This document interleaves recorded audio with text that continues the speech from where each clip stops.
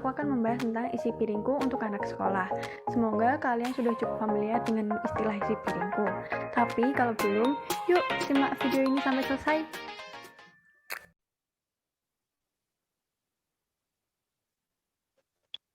Isi piringku kelompok usia 10-12 tahun. Pada video ini, saya akan menyampaikan materi menggunakan media PowerPoint.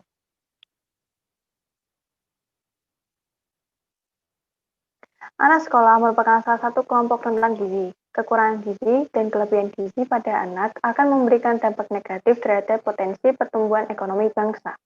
Anak-anak yang kekurangan makanan bergizi akan tertinggal pertumbuhan fisik, mental, dan intelektualnya.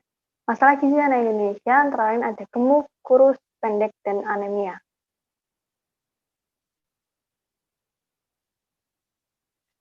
Masalah gizi pada anak usia sekolah yang ditemukan menurut Riskesdas tahun 2013 menunjukkan prevalensi sangat pendek 12,3%, pendek 18,4%, sangat kurus 4%, kurus 7,2%, gemuk 18,8%, dan anemia 26,8%.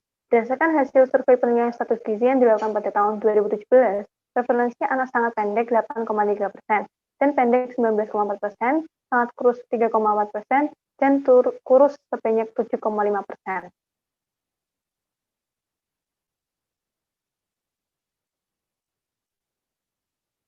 Seperti bisa dilihat pada faktor risiko penyebab malnutrisi. Masalah gizi dipengaruhi oleh banyak faktor dan begitu kompleks.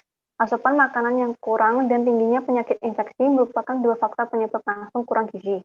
Di samping itu, faktor lainnya seperti pengetahuan individu dan orang tua yang kurang, pola asuh yang salah, sanitasi higienis peruangan yang buruk, dan pelayanan kesehatan juga ikut berperan dalam masalah gizi.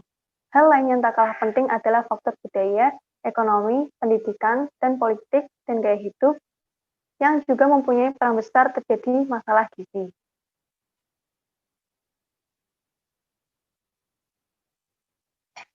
Edukasi gizi seimbang merupakan salah satu hal yang harus diperhatikan oleh berbagai pihak, karena asupan gizi menjadi barometer untuk perkembangan anak.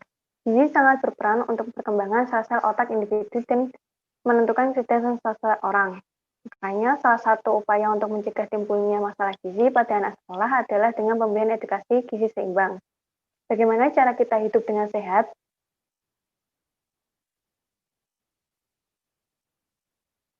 Yaitu menggunakan 4 pilar gizi seimbang.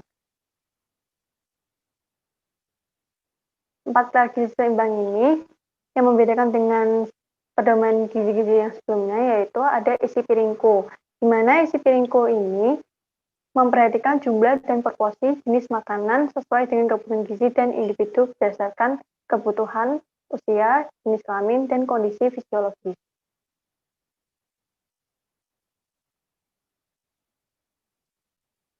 Next.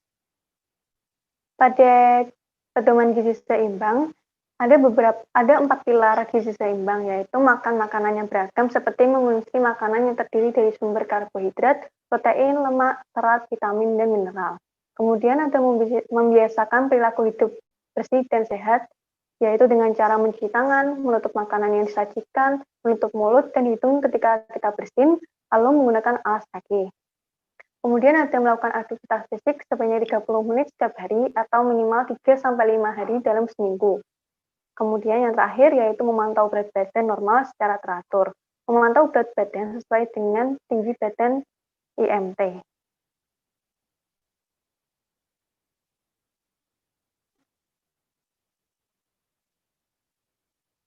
Cara menghitung IMT yaitu dengan cara rumus seperti ini. Berat badan dibagi tinggi badan ini dalam satuan meter per kuadrat.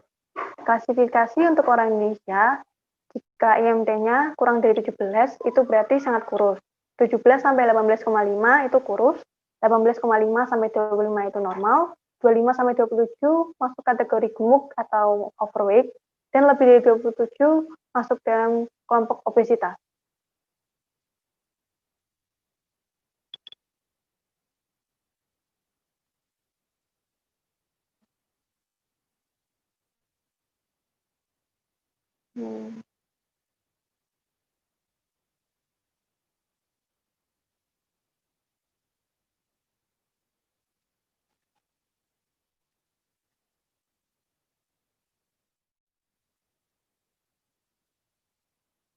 Sebagai bagian dari konsep gizi seimbang, terdapat paduan keragaman pangan serta porsi yang dianjurkan untuk dikonsumsi setiap kali makan. Konsep ini dikenal sebagai isi piringku dan dituangkan dalam Peraturan Menteri Kesehatan Nomor 41 Tahun 2014. Dalam satu piring setiap kita makan, istilah 2/3 bagian dari setengah piring masing-masing untuk makanan pokok dan untuk sayuran. Lalu sisanya itu 1/3 bagian dari setengah piring bisa diisi dengan lauk pauk dan buah. Dalam satu hari, kita dianjurkan untuk makan sumber karbohidrat sebanyak 3-4 porsi, makan sayur 3-4 porsi, buah 2-3 porsi, dan makanan sumber protein hewani dan nabati sebanyak 2-4 porsi. Selain itu, juga perlu membatasi jumlah gula, garam dalam makanan, dan rutin mengkonsumsi air putih mencuci tangan dengan sabun sebelum dan setelah makan, dan secara rutin lakukanlah aktivitas fisik 30 menit setiap hari.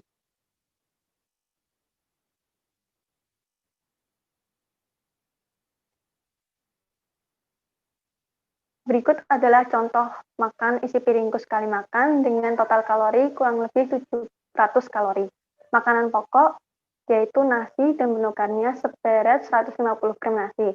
150 gram nasi ini dapat diganti dengan 3 buah berukuran sedang, 3 kentang berukuran sedang, 1,5 gelas mie kering. Lalu lauk pauknya bisa diganti dengan 2 potong sedang ayam tanpa kulit, 1 butir telur ayam ukuran besar, atau 2 potong daging sapi sedang. Lalu lauk nabati 100 gram tahu bisa diganti dengan 2 potong sedang tempe. Sayuran seberat 150 gram atau sebanyak 1 mangkok sedang, dan buah-buahan seperti 150 gram pepaya yang bisa diganti dengan 2 buah jeruk sedang atau 1 buah kecil pisang.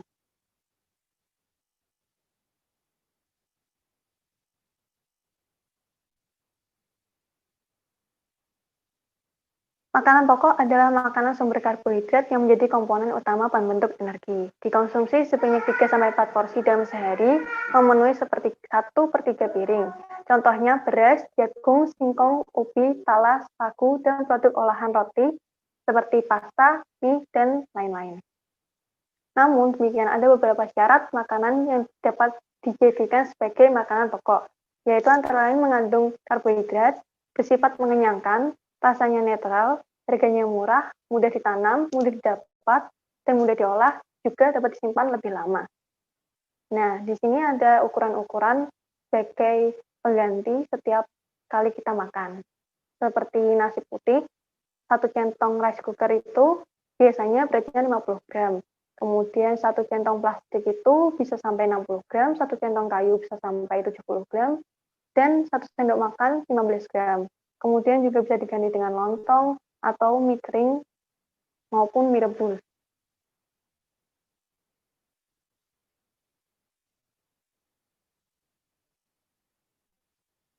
Lauk pauk. Makanan pauk adalah makanan sumber protein baik nabati maupun hewani yang berfungsi sebagai zat pembangun dan pengganti. Disajikan bersama makanan pokok, dikonsumsi 2-4 porsi dalam sehari, memenuhi 1/6 isi piring. Hewani bisa biasanya yaitu daging dari sapi, kambing, rusa, atau unggas seperti ayam, bebek, atau bisa ikan, termasuk hasil laut seperti udang, terus juga bisa telur, susu, dan hasil olahannya. Sedangkan nabati biasanya kita mengonsumsi tahu, tempe, kacang-kacangan seperti kacang tolo, kacang merah, kacang tanah, kacang hijau, dan lain-lain.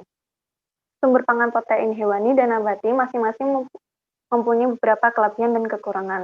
Lauk hewani mempunyai asam amino yang lebih lengkap dan mudah diserap tubuh. Kekurangannya jumlah kolesterol dan lemaknya lebih tinggi, serta harganya relatif mahal. Biasanya kandungan kolesterol dan lemak jenuh yang tinggi sering ditemui pada daging dan sedikit pada ikan. Sebenarnya anak-anak masih memerlukan kedua zat ini untuk pertumbuhan. Sedangkan bahan pangan protein nabati mempunyai keunggulan dibanding hewani karena kandungan lemak tak jenuhnya lebih tinggi daripada bahan pangan hewani. Kandungan isoflavonnya, terutama pada kedelai, menjadi daya tarik karena manfaatnya sangat banyak. Isoflavon ini tidak ada dalam bahan pangan hewani.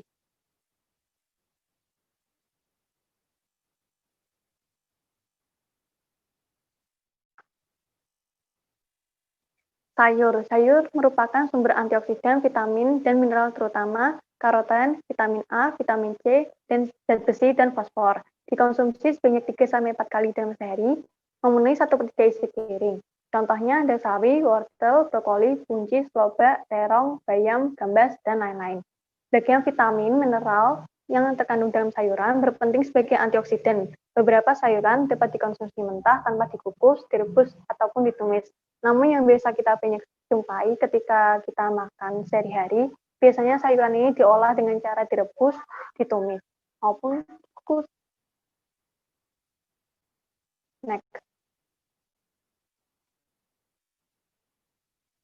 Manfaat mengkonsumsi sayuran yaitu mencegah dan mengurangi stres berlebihan, memperlancar buang air besar, mempertahankan berat badan seimbang, sumber energi tubuh, membersihkan racun dalam tubuh atau biasa disebut detoksifikasi, menjaga kesehatan mata, membuat kulit sehat, memperkuat tulang, dan sebagai menu makanan sehat.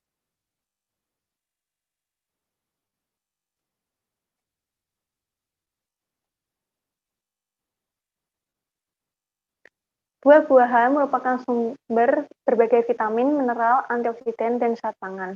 Bagian vitamin mineral yang terkandung dalam buah-buahan berperan sebagai antioksidan. Dikonsumsi sebanyak 2-3 porsi dalam sehari, memenuhi 1/6 isi piring. Contoh dari buah-buahan yang biasa dikonsumsi setiap hari ada apel, mangga, melon, pisang, buah naga, alpukat, jeruk.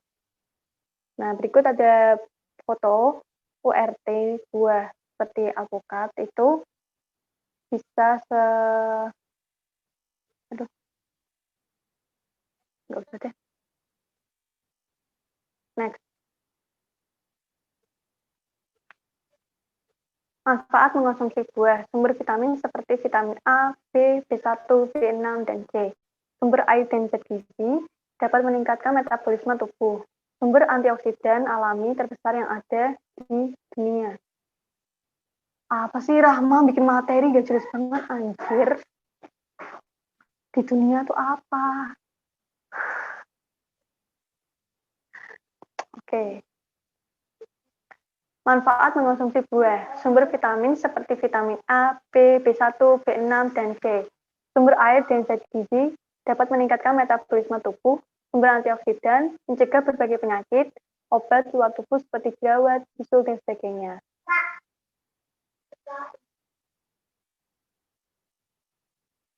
Contoh menu sehari. Di sini pada sarapan ada nasi seberat 100 gram, kemudian telur sebagai sumber hewani, sumber protein hewani, lalu tahu goreng sebagai sumber protein nabati, dan sayuran ini sepertinya casawi yaitu casawi 100 gram dan jagung. Kemudian juga buahnya 1 jeruk.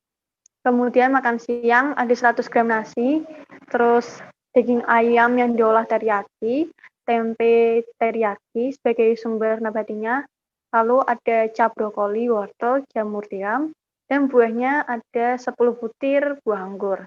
Kemudian pada makan malamnya, itu 100 gram nasi, kemudian ada udang asam manis sebagai sumber protein nabati, hewani maksud saya. Habis itu ada tempe 2 potong sebagai sumber nabati, sayur bayam 100 gram, dan apel 1 buah.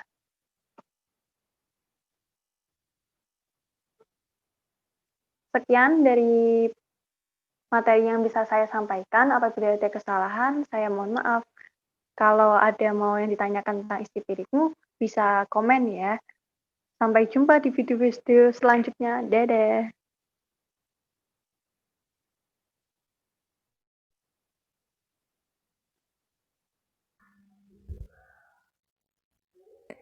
Nah, itu dia pembahasan tentang video isi piringku. Semoga sampai di sini kalian sudah cukup paham dan bisa menerapkan dalam kehidupan sehari-hari.